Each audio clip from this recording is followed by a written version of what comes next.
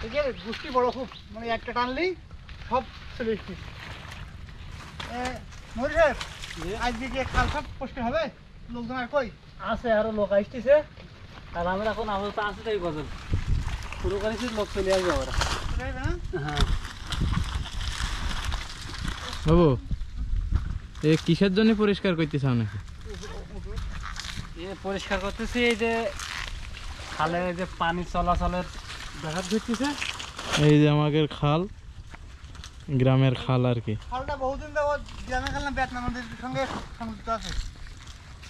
এই যে আমরা স্তূপ করতেছি, এই যে এক পাশে স্তূপ করে দেওয়া হচ্ছে, সরাই দেওয়া হবে রাস্তার চেয়ে আবার।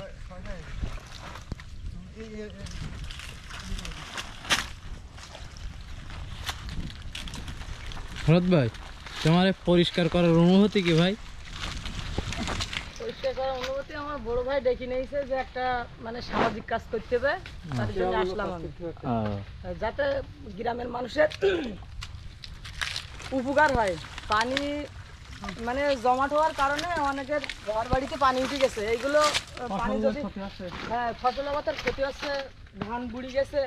এখন এটা যদি পরিষ্কার করে দেয় তাহলে পানিটা সুন্দরভাবে যেতে পারবে, দেশের মানুষের বা আমাদের গ্রামাঞ্চলের মানুষের অনেক উপকার হবে।